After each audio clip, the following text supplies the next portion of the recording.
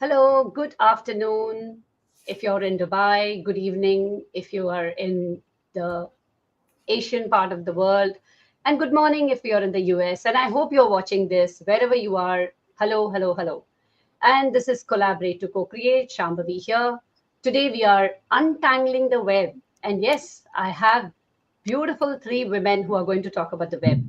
Did you know that August 6th, 1991, we had one website? And then today we have 1.1 billion websites and almost more than 70,000 websites every day. How many are active? Well, that's for us to find out a little later. But this is not just about the websites. Let's find out what goes into it and how do these amazing women make a livelihood out of this. I'm going to quickly bring them onto the stage here. And good afternoon, dear ladies. Let's start with QJ Qurratulain Jawad, GetDigital.ae, which is your baby. That's what I should say for us. I think for everyone, all of us, it's our babies and nothing else. And I'll ask you a little bit more about Get Digital. And I know you have a history before this of startups and things like that. Next, I'll just introduce Sayali. Sayali, welcome today to Collaborate to Co-Create. And it's great having you here with your Activelink web design. You're the owner of that. And Reshma, who I met recently. And I'm so glad that she agreed to join me here, eArtem FZE. Thank you so much, everybody. And good afternoon. And how are you doing, please? Tell me that. All well, going great. Fantastic. Everything good. Yeah. Good. QJ, we met in the morning, so Yes, it's good. all good. Continuing our Alhamdulillah. conversations.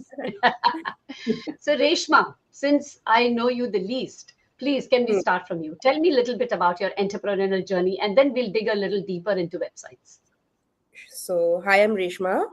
I'm the managing partner at eArtem FZE, where we work together as a team to craft high-performing websites with robust e-commerce ecosystems, ERP solutions, POS solutions, and mobile applications.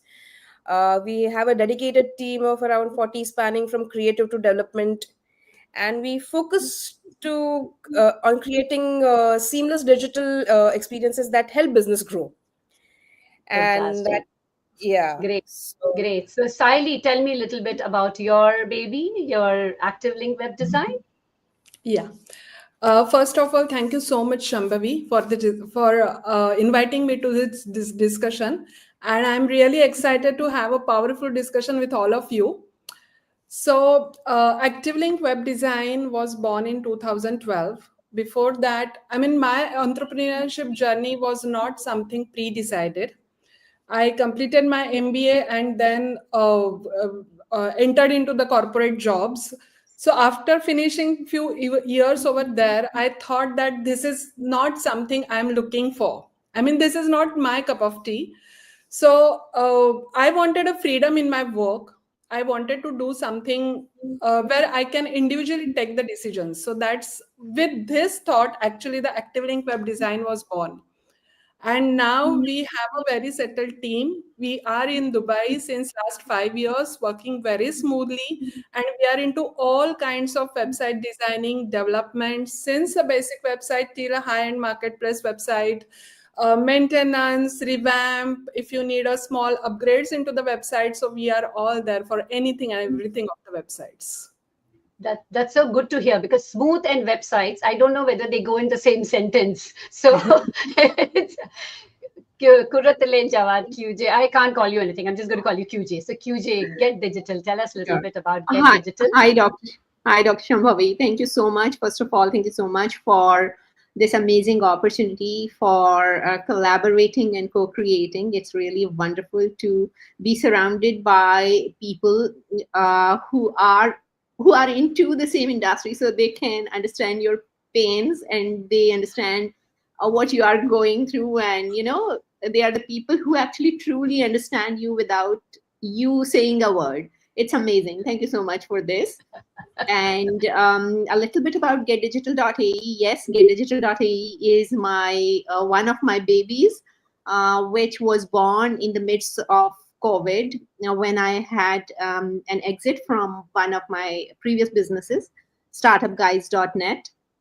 That was an entirely different kind of venture. And then GetDigital.ae is entirely different venture. GetDigital.ae is website design, development, and also organic marketing. We also do organic marketing. And it's interesting that I'm neither a developer nor a designer myself. I'm a marketer, but being a marketer, building this venture was a tough one, but I loved the journey.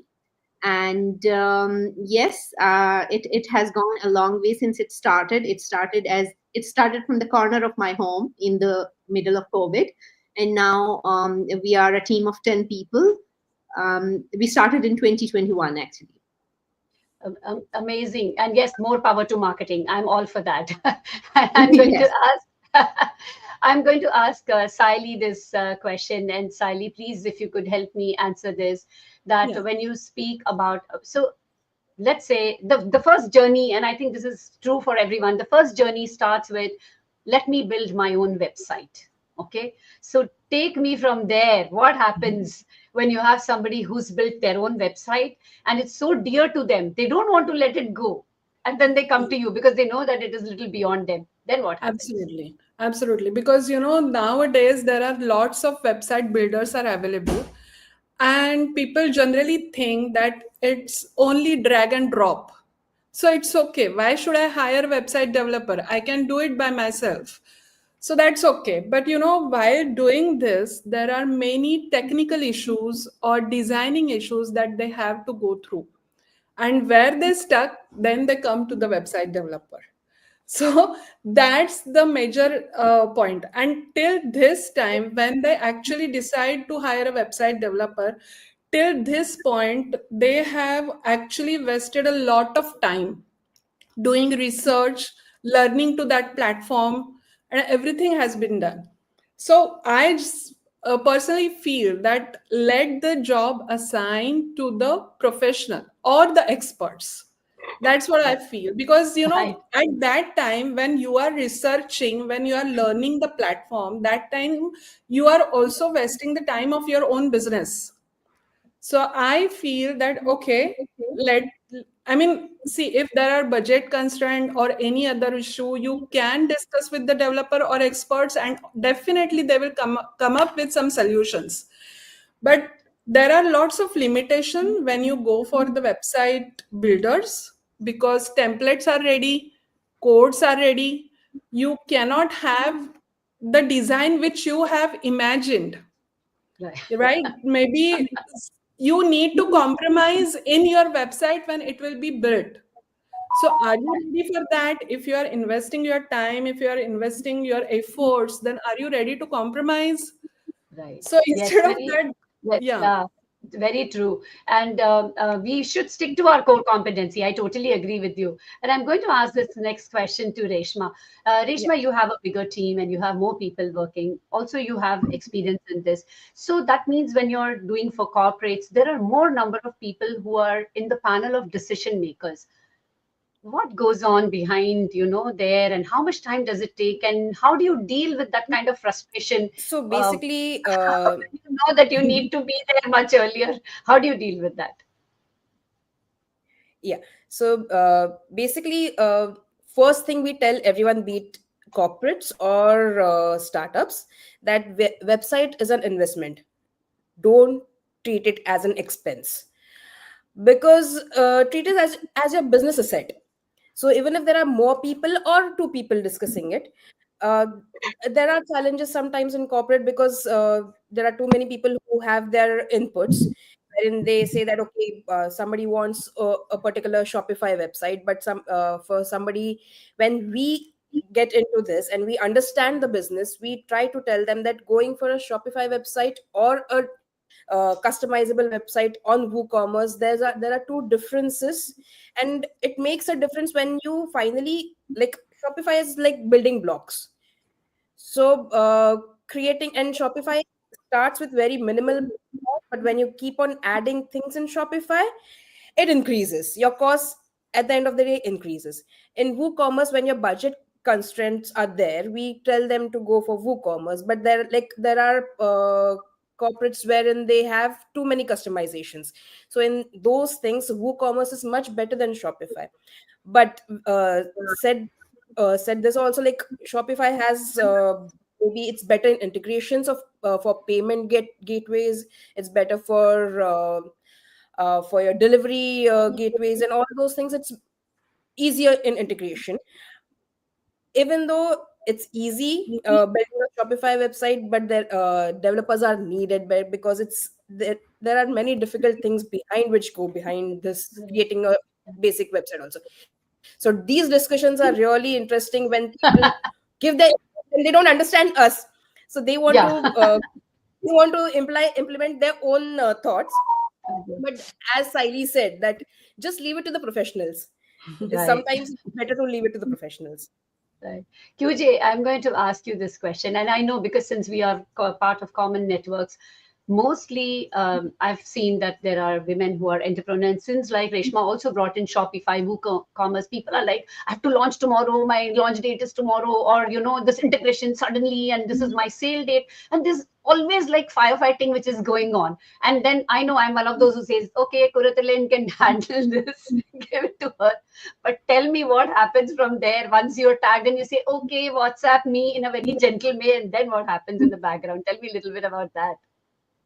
Okay, so it's actually very funny. Yes, I have to be very nice, no matter how frustrated I am. No matter how frustrated or how, I need to sugarcoat things. I need to be nice because not because being into sales, but because somebody is already frustrated. A client, a potential client or client, they are already frustrated because they are running short of time. They are running short of budget, possibly a lot of things going on for them. So if I don't be nice with them, uh, it's not going to work for any of us. So there should be someone who is meditator to ease the situation. And secondly, when you are calmed down, you can make better decisions. That's what I feel. Now, Right. coming to the deadlines, yes, there are some times when clients come with really unrealistic deadlines. But as Reshma and Saili have explained, that our job is not just developing the website. Our job is also to educate them what works for their business, how it works, uh, why it cannot be done within that deadline, and if it can be done, there are some things which we can do possibly in your deadline, but maybe that would not be the optimum solution. So maybe within your deadline we can achieve certain tasks but not the full scale thing. For example, recently somebody, a very good example I would like to quote, recently somebody came to us and they wanted to implement a full SAP system, all SAP integrations and B2B website and B2C website, and everything working with shipping, with deliveries, with tracking, with reviews, and the CRM and everything, right? And when I asked them when they expect this to be completed, and they said 6 to 8 weeks. And it's really funny because it's not that maybe they are under a lot of pressure. And again, this was a client who have several layers of management. So it's not that there is not just one person who is the decision maker. Whatever is being decided by several people is communicated to us. So there, I think it's our duty to explain to them that, see, it's not technically or humanly possible to create all these things within 6 weeks, but within 6 weeks we can have an MVP, and that will be your MVP. What can be done within? I mean, within 6 weeks, definitely something can be done, but not what you are expecting. So something that can be done within that time.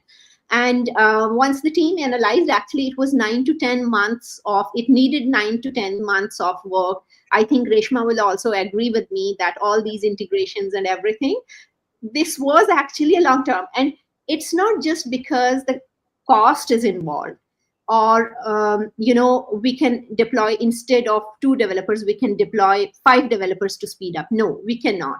Why? Because software development, when it comes, it needs agility. It needs to be agile. You cannot expect, you cannot do everything all together at once, because if you try to do everything at once, it will be very difficult for you to track what is working, what's not working. So it's also very important that you go step by step. If you have a lot of things you need to develop, go step by step, go phase wise, and once one thing is done, it's perfect, then stack another on it. Right. So that's what I think. Yeah. So actually, Sayali had recently put out a post about a real estate and a face person, and I commented and I told her that face real estate people should really get that one, because that's how they work, right? In faces. In another of our previous conversations, I've said this somewhere, that the customer is always right, even though when they are not right. And somebody said, how can you say that? I said, well, actually, that is true. We have to just accept it. But having said that, have you ever had an opportunity where you told a customer that, no, it's not possible for us to work on this for whatever reason? And I would like for you to share those reasons as to why, because the customer needs to understand, if you say no to them, what is the reason behind it? Could you, can we have something from you, Reshma, and then we'll go to Sayali and then QJ? Yeah. Reshma, have you ever said no to a customer? Start from there. Yeah. So we are into website development and software development and everything, right? So even digital and social media is one part of which we take care. So currently, I had said just recently, I had a client whose website I have developed, and their B2B is done. B2C is on the way. We are only developing it, but I said no to the social media because the expectation from the client was unrealistic. They wanted the video shoots also done with some Russian models and this and that. So these things, for a website developer or a software company to do these things, finding a Russian model and these things is not possible for us. Yeah. No, and also I think many people think that social media is the magic wand. You just wave it and exactly. everything moves. So Yeah. So I totally get that. Sayali, what so about you? Have you ever had to say no to anybody? And what Yeah. was that? Actually, these kind of situations come across, I mean, many times during this professional journey. So what I generally do is I generate a in-person meeting. I actually take a pen and paper and I make the client understand that this is the logic. And I feel that where there is a logic, the development can be done. But your expectations or your requirements or your demand should have some logic. So we sit together generally. Most of the time it happens because many times, like many people, we want to create a website, but they don't even know that they have to purchase domain name, hosting, or technical requirements, which are essential part of any website to go live. So that's why I generally promote in-person meeting or virtual call if in-person is not possible. And I actually take a pen paper like old style, and That is such an oxymoron that you have pen paper for yeah, the web. actually, because then we write down the step by step. I know, I understand what you mean, but I'm just saying. it Yes, Yeah, helps. I mean, Sayali, QJ. you're right. It helps. Yeah. Yeah, yeah, QJ, yeah, because have you said no to any customer or any because of any reason? Sorry, Sally, you were still telling me about when you said no. Have you said no to anybody? Did you have something stuck in there? no, actually, this situation did not come yet. Come yet. Okay, I hope it But doesn't it's okay. and fulfill all I the try my requirements. best to convince the client. Okay, write it down. We will sort out the issue and we will come to the conclusion. Okay, where both of our expectation and requirements will meet. Will That's meet. my always try. Yeah. I used to do. So QJ, what about you? Have you ever come across this situation and have you explained to the client Many, why something was possible? Tell me. many. Tell us So one or two of them. And they are of different natures. I would like to explain two only here. One situation where what Reshma has explained, that sometimes clients come with unrealistic, not unrealistic, but they have they have it in mind that if it's a digital agency, it means they might be doing PR as well, they might be doing paid ads as well, they might be doing social media as well. They don't understand that all these fields are very separate, and so niche expertise is required for them. And for an agency, like, we don't do paid media, we do purely organic. So yes, we rejected a lot of paid media because simply we don't do that. So instead of rejecting, I highly believe that I should connect them with someone from my network who does the paid media. Instead of saying no, I redirect them. That is one thing. Another thing, which I did not experience till it was me only, but which I experienced when I grew with the team. It's very important for me that I work with clients who understand the values that I'm instilling in my company, and they respect those values. Because honestly, yes, clients come first because they pay you, right? They pay your bills. But it's your team that is the backbone of what you have built, and you can't really destroy your team's peace of mind because of getting a toxic client on board. So I am very vigilant about that. If I see a toxicity somewhere, I find ways to reject. But I'm very much concerned about that my team does not get that toxicity, because it's fine. We can it's fine for us if we are not growing that fast monetary wise. But it's very important that people who are in my team, they have the peace of mind, and they are respected, and they are given the value. Great, great. And I think all entrepreneurs should hear this, because if there is somebody who is toxic coming on board and spoiling the whole, the kind of the environment, and this goes on for layers and it continues. Not just then, it continues for a longer. The horn effect lies for a much longer time. So I think this is a great message to all entrepreneurs, and thank you for sharing that. And the latest, I mean, with websites, and how can I avoid asking you this question about how does AI, and does everyone want bots now? Does everyone want their own avatar now? How does that work? Let's start with you, Sayali. Tell me a little bit about how does it work? Do you get a lot of this? And what kind of companies actually ask you for this, where they want a bot or more of Right. AI into the system? Yeah. So mainly companies or the industry type which are looking for AI bots are e-commerce.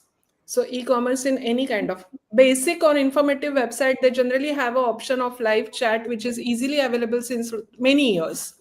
So AI is coming up with chatbots or many methods which you can incorporate or make the life easier for the person who is landing on your website.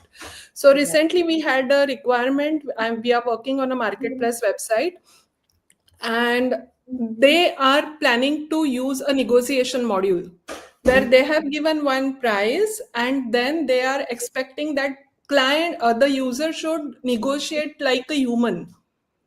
And yeah, we are so now working on that kind of AI to integrate, so that, and if you see that AI or if you see that product, it is absolutely like a human bargaining with a human. Okay, this is the price, no, this is too low, can we settle down here, or something like that. The messages, the talking, everything was so smooth and everything is fine. So yeah, there are many products or AIs which are very easily available, and which can make the life easy, very easy for the buyers or the people who are landing on the website. So I highly recommend that if you can have, or if Wonderful. you can integrate the AIs in your website, the things will, it will work as a wonder. So that's great. I was actually going to ask a round of question to everyone, but we have Priya, our good friend, my good friend, who's here, and she's also the AI queen. Adding to that question, how much has AI tools improved your ability to improve your processes internally? So, who would like to take that question first? I UJ? think Yeah, go ahead. yes. We have been, hi Priya, since Priya is a common connection, so I would be very happy to answer that. I think it's been, AI has been a game changer in all the in all the verticals that we are operating. We are operating basically in branding, website design and development, and organic marketing. And in all the verticals, AI has been a great game changer. Yes, we have been using AI for the development. Yes, we have been using AI for design improvements. Now there are several AI tools for design itself as well, even. And they are so good that, you can't just resist them. And then, of course, for marketing, we have been using AI for a while now, but for development and all that, we started later, actually. But it has been great. It has increased the operational efficiency. It has increased customer satisfaction. And in fact, we are actively incorporating AI in clients' workflows as well. I mean, we are recommending clients to get used to of AI as well. That's amazing. Thank you so much. Reshma, I have a question for you. And Yeah. this is related to, because you do many e-commerce websites. And by the way, I don't know if you people know, e-commerce websites apparently are only 2.5% of the whole website world. But still they dominate so much. And actually blogs, I believe, are the ones which are more than 50%. But talking about the websites, e-commerce websites, and talking about payment gateways getting integrated, how, what kind of warnings or security measures do you tell your own clients to take, as well as advise them to tell their users as well? What do you do? Something, quick tips which you tell them that make sure that this is on or off, whatever. Payment gateways are, you have to submit many documents from the bank and itself. Like there are your, I think so, AWS is there, or there's TAP where we integrate. So they themselves have so many security layers that for the website, we just tell them that see that you're not storing any data.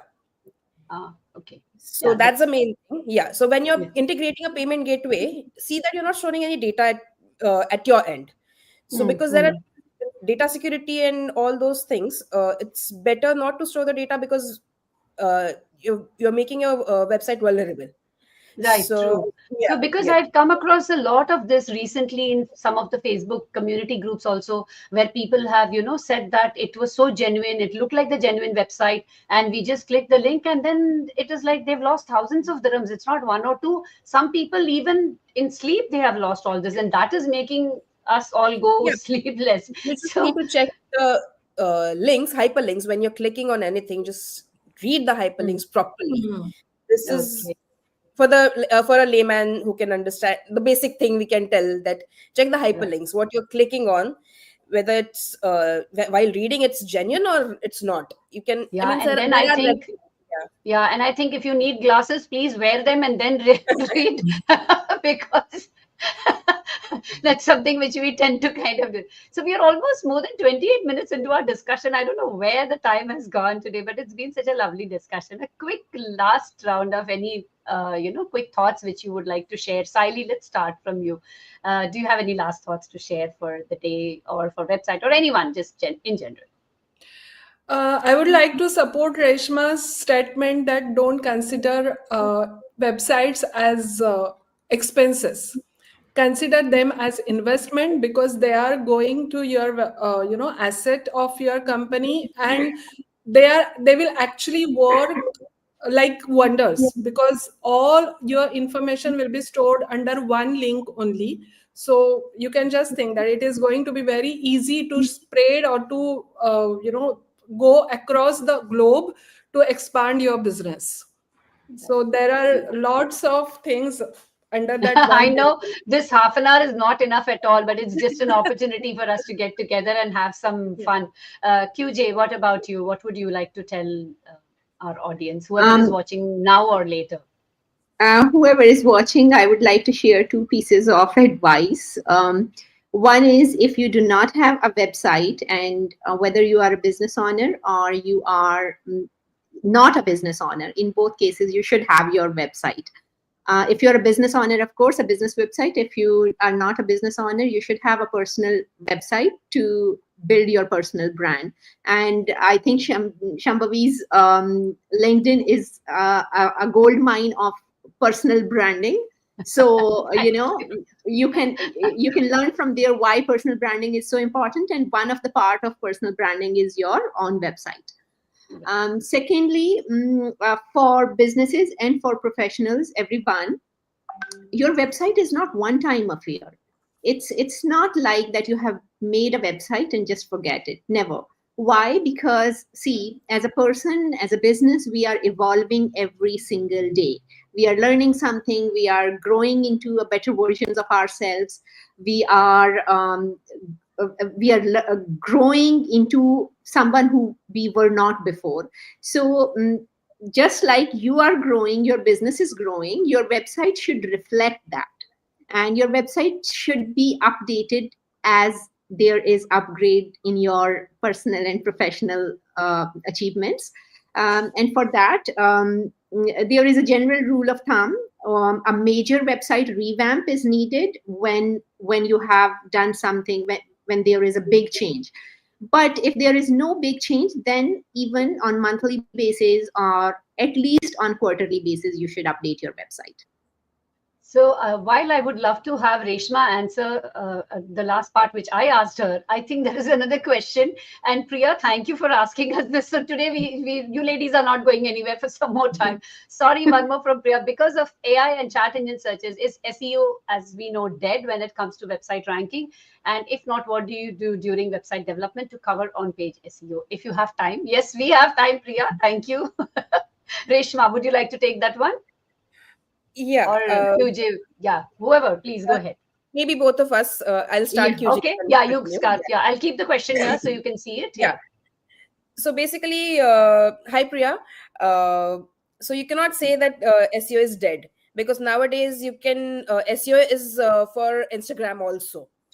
So these small keywords, they do Oh, matter. Yeah, and okay. your devices, they're listening. They're Ah, listening everything. You talk anything about any single thing. Yesterday we were talking about with a friend. I was talking about flooring, and I'm getting reels about flooring. So like these keywords are SEO, part of SEO only. So, and while like I can maybe QJ can answer the next one, wherein what we do to cover on page SEO. Okay, sure. So yes, continuing from Reshma's answers, SEO is not dead. It has become more powerful than before, I would say. Why? Because earlier almost everyone was trying to, get you into, hey, I have done an SEO course and now I can do an SEO for you. Now, yes, with the AI, maybe those SEO experts will have difficulty finding some projects, but the seasoned SEOs who know how the search engine works, because search engine is everywhere, as Reshma has said. You have the Google search engine, you have the YouTube search engine, you have the Instagram search engine, you have the TikTok search engine, and search is still going to dominate. And soon with the AI, we are also, going to see the AI optimization for AI platforms. So SEO has become more powerful than before regarding what is being done in on-page content. One thing now, while it might not be quick for a layman, but for search engines and for professionals, detecting AI generated content is very easy. It's just 1, 2, 3, and search engines can detect whether you are using AI content. So AI generated content for SEO purposes is, yes, hurting your visibility.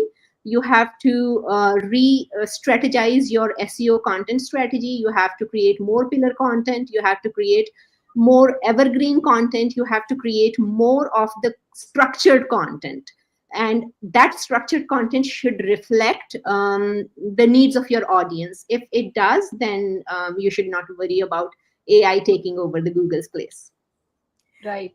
And you know what? As I was just looking before prepping for this session, I was looking at exploding data. There was one website and it was telling about the top ranking websites, and Google was number one. And today there was earlier some discussion about YouTube not being the in thing, but this year I believe is the year of YouTube, and YouTube was second. And ChatGPT was in that list of the top 50, and TikTok wasn't. So this is just some random information. Yeah. And I want to wrap the session with this, saying this, that I was watching a program today on Prime Video, and it was something related to where the girl, her name is Kumari Srimati, and her friend calls her Sri. And every time he would say Siri, my phone would, the way he would say Sri, it was Siri, and my phone would, yes, what can I do for you? I'm like, oh God, now what do I do? So this was, so your phones are listening, and please, anyone who is interested in doing more work on their websites or thinking, knowing, learning more, our expert, they are available here. Send them a message, send them a DM if you like, and do follow us for more, for collaborate to co-create, and let's continue this journey. Thank you so very much, ladies. It's been a beautiful afternoon. Thank you so very much, and bye bye from me. Take care. Thank you. Thank Thank you so you. much. Bye. Thanks for the Thank wonderful Thank session. you. you. Bye. Thank you Bye. so Bye. much. Bye. Bye. Bye.